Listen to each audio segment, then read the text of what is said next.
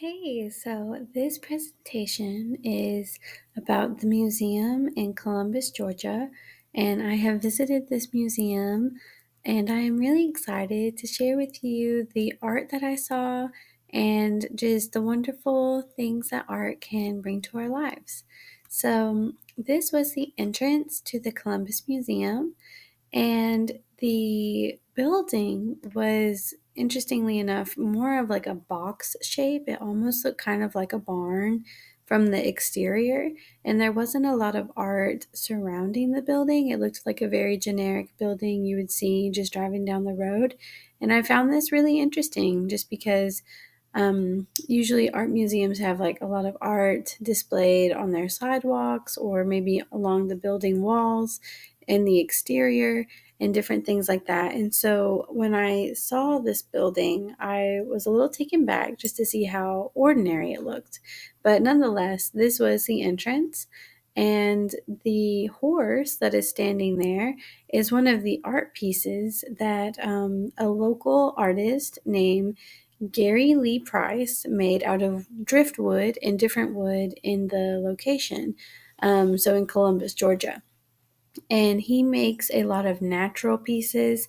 He especially works with wood and likes to create large and small scaled sculptures that just depict different movements in life in a stagnant form and give it a real dynamic shape to just pieces of things that you would find in nature, trying to bring them more life and more meaning to us as we look at them.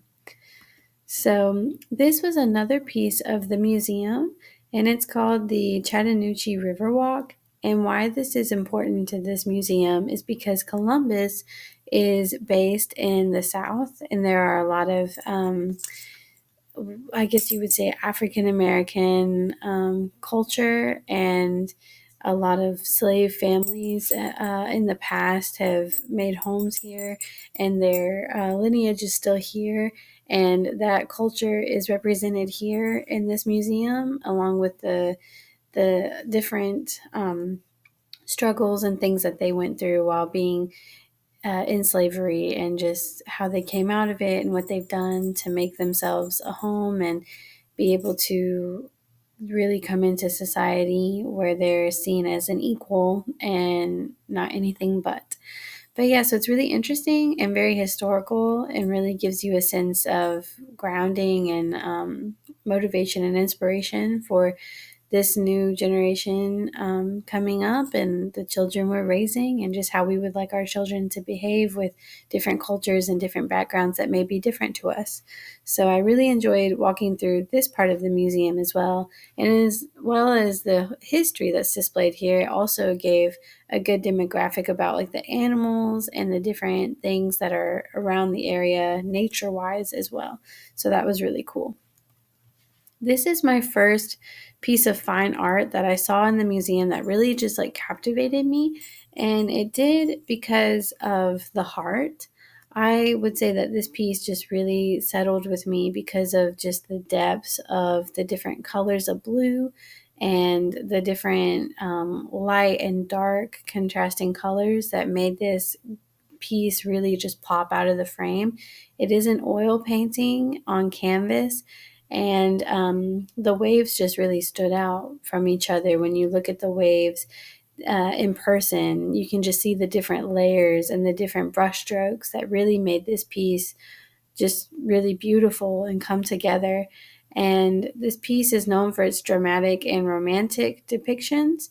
And I would agree that this piece does give those feelings and makes you think about those certain situations or scenarios while you're looking at it. Just water has a way of doing that, just really settling with you and making you think about romantic things or very dramatic things like storms and hurricanes and things like that. But I did really like this piece because of its powerful forces and just the powerful force of nature that it depicts. The sea is just beautiful to me, and I really like it. This is the selfie of me with the painting, as well as the artist named Frederick.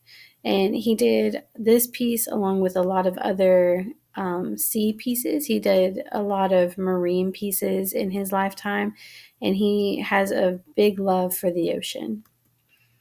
This piece is my second piece that I saw that really pulled at, again, just my heart, um, because this one is made to look like Andrew's home. The artist is in the next picture here, named Bruno, and this is me with the piece.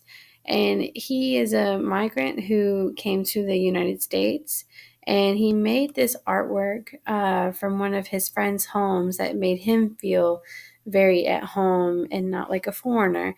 And so throughout his lifetime, he made a lot of emotional pieces that depicted like home and identity and just the feelings of belonging, comfort, nostalgia, and just really pulled at my heart because when I looked at this piece, I also felt very at home, comfort, beauty, just different things that really stood out to me when I look at this painting. And this is also an oil painting on canvas, and I think he did just a really good job. This piece is my third piece, and this one is called The Toilet, which I found really interesting.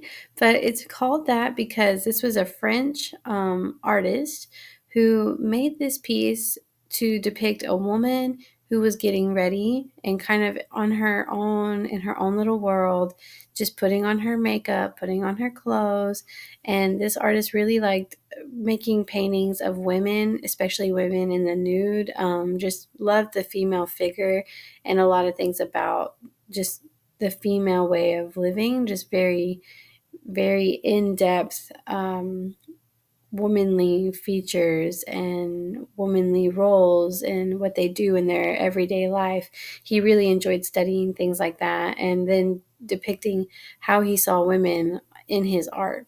And so, in this art, particularly, he loves using the light and the fleeting moments that a lot of people don't really spend a lot of time thinking of, like, when you're in the bathroom getting ready and things like that. And just the beauty that can come from even those small moments when just looking at someone just kind of in their own space getting ready and just the beauty that they give to that space just by being in it.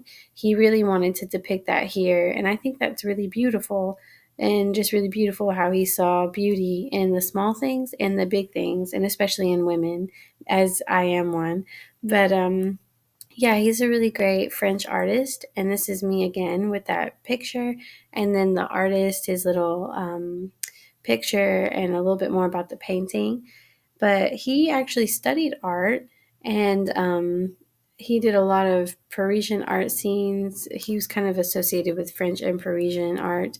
And he depicted women usually in quiet domestic scenes, kind of like this one here, emphasizing the delicate balance between light and the shadows of his colors in his art.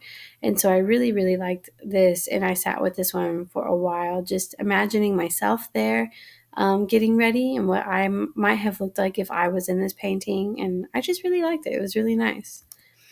This one is a modern one. This one was more one that I picked for the mind just because it really pulls at like the colors and the shapes and the different things. It really makes you think and kind of sit with this. Not really on a, for me anyways, not really on an emotional level, but more of an intellectual level where I think about mathematics and just what it took to be able to blow glass like this, because this is a glass art piece from the 20th century by Dale, and he makes all kinds of blown glass pieces, but this is one of his most well-known ones.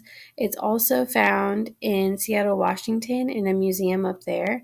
But I really like this piece just because it really pulled at like my mind and how he made this and what physics did he think about, math did he think about, what were the things that he maybe has went to school for that helped him make this piece.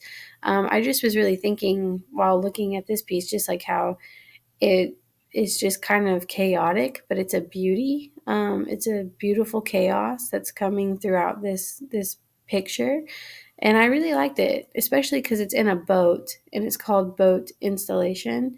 I just found that so interesting. Like, it made me also think about like going on the ocean, because I am a former sailor and I've gone to school to own my own boat and be my own captain. I used to want to sail the seven seas for a living. And so, looking at this, I just was really sitting with this thinking like, wow, this really depicts ocean life for Marines, and just kind of the beauty, but also the chaos that comes with being in the ocean and in that environment, as well as different thoughts too.